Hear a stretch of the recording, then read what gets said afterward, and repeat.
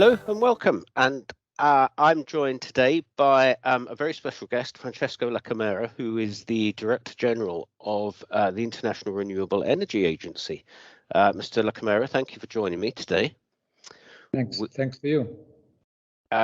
We are here to talk about COP26 and what happens next. But just before we talk about what happens next, obviously you are at COP. You talked a great deal before it about your hopes and expectations. Now that it's over, were you encouraged or were you disappointed by the outcomes, or somewhere in between, maybe? Kelvin, this is the question. This was the question before the COP. What the COP will have to deliver to be considered a success, and now. What do you think about the outcome? Honestly, my answer has been always the same, before the COP and after the COP. So I think the COP has been already a success before starting, because he has been pushing country to raise their ambition. Country, they have presented their NDCs. We have supported, as IRENA, 72 countries in the presentation of the NDCs. So finally, renewables is almost always present.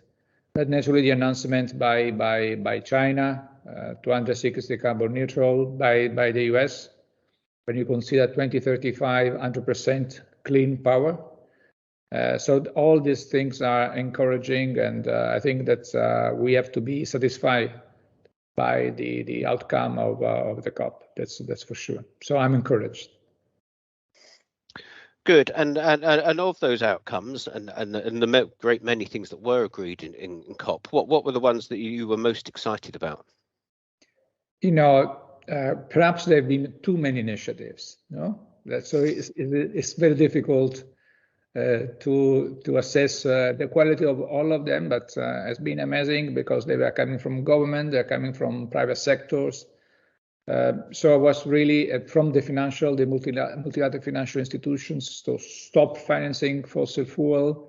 There is also this call for phasing down the fossil fuel subsidies. Many things are really worth to be considered. Naturally, as IRENA, we are really attached to the one that's been presented before the COP at the high-level dialogue of energy, the one of green hydrogen, that I think is becoming more and more important. We are very proud to have been able to under the initiative of Denmark, to lead this compact with 29 different compacts from government, private sector, that possibly and hopefully they can make the difference in the years to come. And going forward now, what do you think the imperatives are for 2022 and 23, in fact, going beyond? We have published two reports as IRENA that may respond to your question. One is the World Energy Transition Outlook that set the 1.5 Celsius pathway to 2050. The other one was the agenda for the post-COVID recovery. So what we expect that finally we can make the short-term response to the pandemic to be coherent with the long-term objective of the Paris Agreement and the medium-term objective of the Sustainable Development Goals. So what we expect is much more coherence. Unfortunately, we don't see 100% coherence between what we are doing as a response to the COVID and the long-term objective. Still, there is not the push that we may wish to have to clean energy. But hopefully, after this commitment, what we expect in 2022 is that from commitment may start to come the action in this decade that has been called the decade of action. Because as you know, Engel, we will know exactly by the end of this decade if we can reach the goal of the Paris Agreement or not. So this decade is very decisive. Yes, yeah. I was going to talk to you. I was going to ask you about recovering from the pandemic, because in the last 18 months you've been very vocal that the recovery, an economic recovery from the pandemic, is actually a perhaps once in a lifetime opportunity to make a transition to clean energy and to factor renewables into those recovery plans. So at this moment, do you think that opportunity has been seized, or has it been missed? And if it's been missed, is there still time to seize it? I think I should go with your second affirmation that we are not yet going, as I was saying, decisively as we should go. We made very clear that accelerating the transition these 3 years could bring 5.5 added jobs. Added, so means lost and new. The new will be more than 5.5 than the lost jobs. So this is a very important aspect. And we may have an increase, a support on the GDP, the 1.1%. So in these 3 years. So this is the reason we have to be coherent. Unfortunately, we still see that there is some uncertainty. But again, after the COP, I'm sure, or I hope, you can sure the verb you like in this, that the government will really be more coherent in make the action following the commitments. And we have to start now. We have to start now. Yeah. You talked about jobs there, and there was one of the big news that came out of the COP was as a coal, well, not a coal phase out, but a coal phase down in the end. But that will have an impact on the people who work in those sectors. So how important to you is it to reskill and repurpose, as much as possible, those people who are currently working in the fossil fuel sector, and to repurpose them, if possible, into the renewable sector? Naturally, Nicole, when we are talking phase down, we are not talking about coal, but subsidies to coal. Coal has to be phased out. So the subsidy has to phase down, just for clarity. Naturally, there will be an impact on jobs in the coal sector, but we have shown, and we have numbers are not disputable. We use our models that have been calibrated along the years. And we know that the end is possible to move to the new reality. And we made clear, we spent many pages of our World Energy Transition Outlook to outline how important it is to put in place policies that may help this transition, because this alignment, timing, quality of a job is always present. So we need a continuous assistance by the public policies to make possible the retraining, reskilled of the personnel. But this is something that is possible. I was really impressed by initiative. I don't know if you heard about that, Nicole, in the Massachusetts in Northeast America, where they have been able to reach an agreement with the trade union for an offshore plant, and all the jobs that were lost in the land side, we are going to. So it's possible. If the government assists continuously, it's possible to ensure that the transition will be not painful, but just the opposite, could be a great opportunity. Yeah. You mentioned financing earlier on, and at the COP, you launched the Energy Transition Accelerator financing platform, which sounds fairly self-explanatory what it is, but I wonder if you could just explain a little bit more exactly what it does and who it's for. So working on facilitating the matching between projects and finance. In fact, we have two initiatives.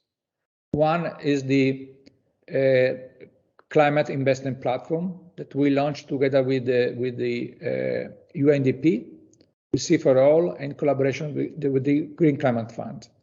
We have already 300 partners there. Around 60 of those partners are financial institutions, multilateral or local bank or development bank or development agency. And in the meantime, we are collecting projects, because people say that we have no project. We have collected 300 projects through our digital platform. We have selected 60 of them, and we have already, through the continuous work with the partners, finding the matching between some of these projects and the funding. So this is one initiative. The other initiative is the ITEF, that is an initiative, an agreement between IRENA and the Abu Dhabi Fund for Development, that's been encouraged and sustained by the government of the UAE, that already put in place $400 million for it, but we have interest of other entities, so we can have a fund that will be around $1 billion, and we think that we can leverage up to $3-4 billion in investment. This could be very important for us, especially to work in countries as the least developed countries, as small islands, where sometimes the business is less keen to invest, and through our initiative also create an environment that make also the private companies come, invest, and leverage on our funding. And those developing nations that you just talked about there, and island nations, do you think they have the greatest opportunity, the greatest potential to exploit renewables, perhaps in the next 5 years, maybe even just the next year or two? When you look around and travel around the world in your role, well, where are the regions that you think are going to be perhaps the real next big thing for renewables? I always say, Ingo, that the Paris Agreement is at stake in two regions. One, Africa, one, the Southeast Asia. So they are growing economically, so they will be the next actor of increasing demand for energy. In the meantime, they have the opportunity to leapfrog to the new energy system. So I think that there is the key for having the Paris to achieve the Paris Agreement. All the efforts, I think, has to be addressed to support this country in the transition. For them, I think this choice is a necessity, because they cannot go to the old technology. Because if they go to the old technology, it's 20 years, 15 years, there will be stranded assets. So they will compromise their development, and they also isolate. We'll have the rich world that is going to clean energy, and they can stay stuck in the old system. So it's very important for them to have this opportunity to leapfrog. And for doing that, they cannot do alone.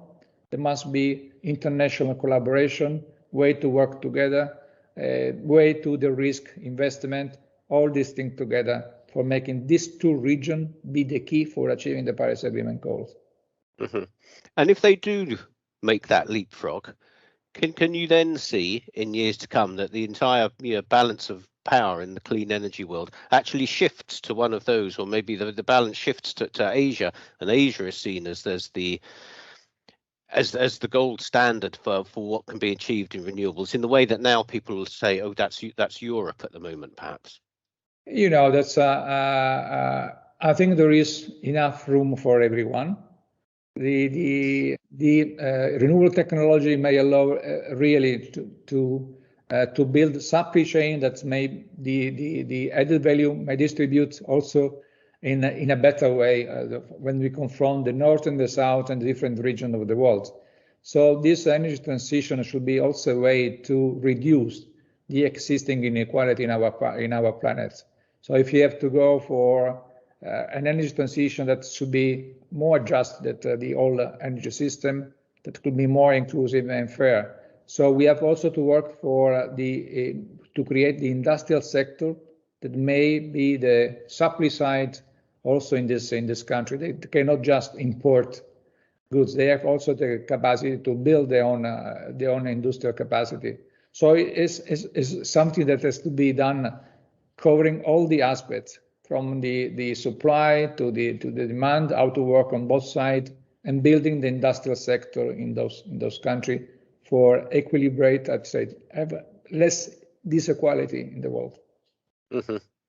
You mentioned hydrogen earlier on, and I'm wondering, as you look at the technologies that are around, what do you think in the next year or two will be the next big thing? Will it be hydrogen, or will it actually be something, and I mean something that is just on the cusp of suddenly reaching its commercial maturity and rollout? So maybe that's floating wind, floating solar, or will it be something like hydrogen? Well, these are all the ocean energy is interesting. Costs are reducing fast there. So surely now we have to make clear that we need 8,000 gigawatts of offshore wind by 2050. So this is an important area. And naturally, green hydrogen could be very important. And to give you an idea of how fast we are going that direction, a very important think tank last summer, we are saying that green hydrogen was going to be competitive in 2050 by $2 per kilogram. We as IRENA, we came with a report last October, November, say that was going to be competitive already in this decade, before 2030. But now we are discussing with companies. They say that no, it will be competitive already in 2025. And there are companies now that they say that they are selling green hydrogen and it's competitive already now. So we have assisted to a very dramatic change in the trend of the prices. So I think that really we can have a good feeling about what could be green hydrogen in the future. You know, I always say, and I will say also to you today, that the energy system of the future will be renewables, so dominated by renewables and complemented by the green hydrogen and sustainable biomass.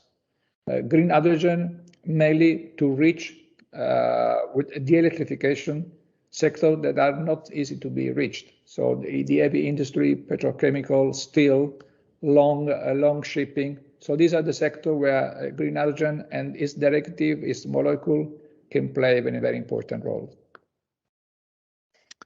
You've been Director General, or you will have been, for 3 years in April, I think next year. It's been quite a turbulent time. The pandemic has kicked in during your tenure, but I'm wondering what's been your highlight of your time in office so far? No, what is important that still a few years ago, when you are talking about renewables, you are talking about something that was more a niche in the energy system, was kind of a luxurious things, sometimes an ideological push. Now, what I can say that in the vision that we have light in the World Energy Transition Outlook now has been mainstream. So what I can see that I see our vision to be mainstream and followed by the government, and this gives us a special leading role in this respect. So I've seen the profile of the agency growing with the affirmation of the vision of the energy system that I've just described to you becoming mainstream for everyone. We have been many important entities that finally they have moved to envisage an energy system that's based on renewables. That I think is a great success for us. So I'm very happy about that. And if you can build on that success, if you could have one wish for 2022 for renewables, what would it be? It's no more than for renewable as I think for all the world. I can say, I don't want to say use a big word, but for the humanity, is that we have to move from the commitment and go into the action. We have to triple investment in renewables. We have to invest in flexibility and interconnectivity of the grid. We have to work on the market design. We have to work on business model. We have to work on the infrastructure. If we will start to do this seriously, so there is hope that in 2050 we'll have a better world. That's a positive thought to end on. Mr. Lacamera, thank you very much for your time today. It's been a pleasure. Grazie, grazie. It's been a pleasure to me. È stato un piacere per me, Nico. Grazie molte. Thank you very much.